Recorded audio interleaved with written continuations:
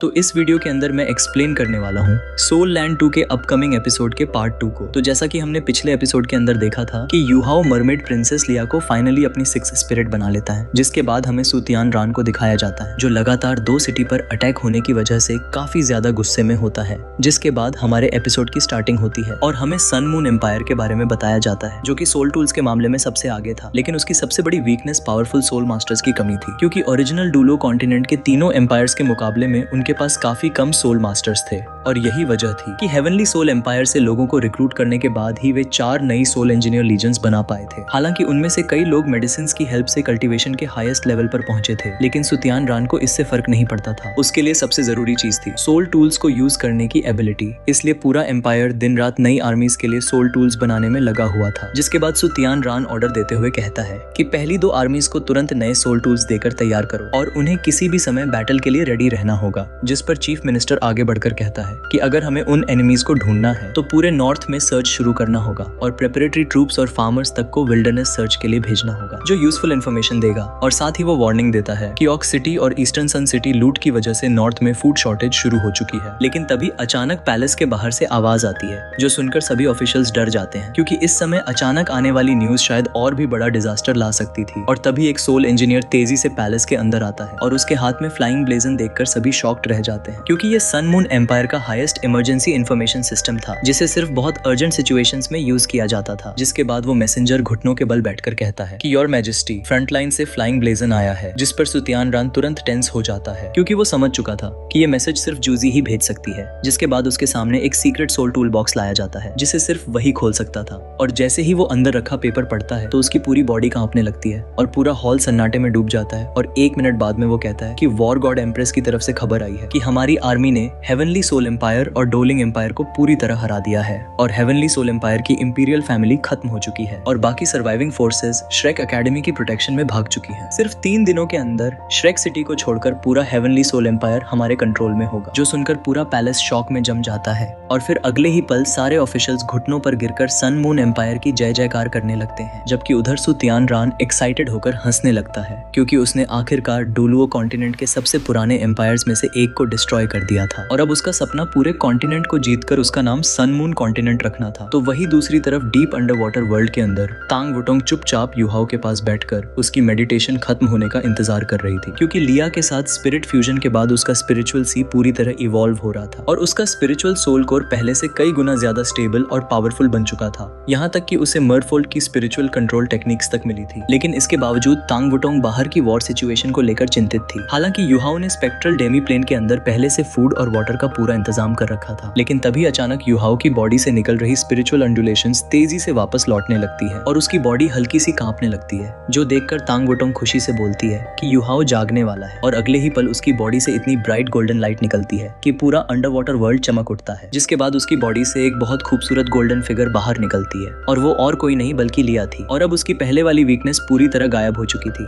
जो देखकर princess of the सी और ली जिंग तुरंत वहां पहुंच जाती है और तीनों एक दूसरे को पकड़कर रोने लगती है। और तभी यूहाओ भी अपनी आंखें खोलता है और ये देखकर तांग वुटोंग स्टन्ड रह जाती है, क्योंकि उसकी आंखों में अब कुछ अलग ही दिखाई दे रहा था। ऐसा लग रहा था जैसे उसकी नजरें हेवन और अर्थ तक को चीर सकती हों। और तभी आसपास का सी वाटर खुद ब खुद अलग होने लगता है और यूहाओ मुस्कुराते हुए तांग वुटोंग को गले लगा लेता है और कहता है कि क्या तुम मेरे लिए परेशान थी? जो सुनकर तांग वुटोंग हैरान होकर पूछती है कि तुम अब सी वाटर भी कंट्रोल कर सकते हो। जिस पर यूहाओ अपना राइट आर्म उठाता है और वो कहता है कि मैं नहीं बल्कि लिया कर सकती है, लेकिन अब उसकी पावर मेरी भी है। जो देखकर तांग वुटोंग पूरी तरह शॉक्ड रह जाती है, क्योंकि लिया की वजह से आखिरकार यूहाओ के पास कंप्लीट सोल बोन सेट हो चुका था और अब वो पहले से कहीं ज्यादा मिस्टीरियस और पावरफुल महसूस हो रहा था। जिस पर लिया हल्की सी ब्लश करते हुए यूहाओ से कहती है कि तुमने मुझे एक नई जिंदगी दी है, इसलिए मैं हमेशा तुम्हारे साथ रहूंगी। जो सुनकर तांग वुटोंग थोड़ा ऑकवर्ड फील करती है, लेकिन वो जानती थी कि यूहाओ के दिल में सिर्फ वही है। जिसके बाद यूहाओ जल्दी से पूछता है कि आखिर मैं यहाँ कितने दिनों से हूँ, लेकिन प्रिंसेस ऑफ द सी का जवाब सुनकर वो पूरी तरह शॉक्ड रह जाता है,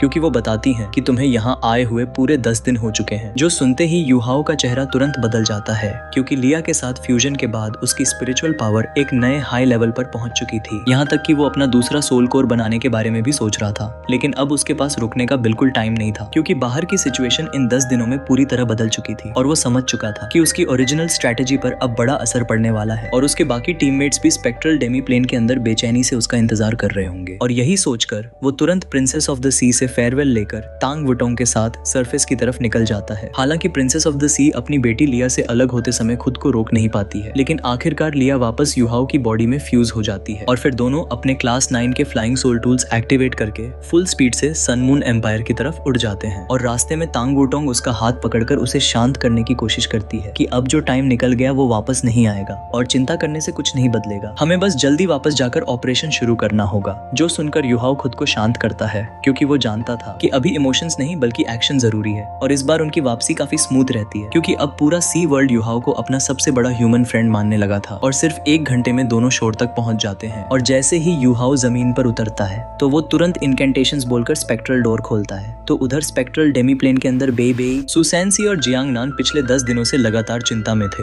क्योंकि यूहाओ की तरफ से कोई कांटेक्ट नहीं आया था और अगर उसके साथ कुछ हो जाता है तो शायद वे सब जिंदगी भर इसी डेमी प्लेन में फंस जाते। लेकिन तभी अचानक स्पेक्ट्रल डोर खुलता है और यूहाओ व तांग वुटोंग को देखकर सबके चेहरे पर राहत आ जाती है। लेकिन तभी जियांग नान गुस्से में बोलती है कि तुम आखिर कहाँ थे, कम से कम कोई मैसेज तो भेज सकते थे। जो सुनकर यूहाओ सबको आइसिस सी में हुई पूरी घटना बताता है, जो सुनकर सबके दिल में डर बैठ जाता है क्योंकि वो सच में मौत के बहुत करीब पहुंच चुका था। जिसके बाद यूहाओ सीरियस होकर कहता है कि आगे से अगर मैं अकेले किसी मिशन पे जाऊंगा तो पहले आप सबको डेमी प्लेन से बाहर निकाल दूंगा। लेकिन ये सुनकर बेई उसे बीच में रोक देता है और कहता है कि अब ये डिप्रेसिंग बातें छोड़ो, हमें अब अगला कदम सोचना है। जिसके बाद यूहाओ मैप खोलते हुए समझाता है कि 10 दिनों की डिले एक तरह से उनके लिए एडवांटेज भी बन सकती है क्योंकि सन मून एम्पायर अब यही सोचेगा कि उन्होंने किसी सीक्रेट मेथड से बॉर्डर्स क्रॉस किया होगा और इसी कंफ्यूजन का फायदा उठाकर हमें अब और बड़ा अटैक करना होगा। और फिर वो आगे कहता है कि सुतियानरान इतना आसानी से फ्रंट लाइन से अपनी आर्मीज वापस नहीं बुलाएगा, इसलिए हमें उसे ऐसा दर्द देना होगा जिसे वो इग्नोर ही न कर सके। जिसके बाद मीटिंग खत्म होते ही यूहाओ और तांग वुटोंग फिर से मिशन पर निकल जाते हैं। हालांकि डेमी प्लेन के अंदर मौजूद तीनों सोल इंजीनियर लीजेंड्स को भी बाहर आने की जरूरत थी,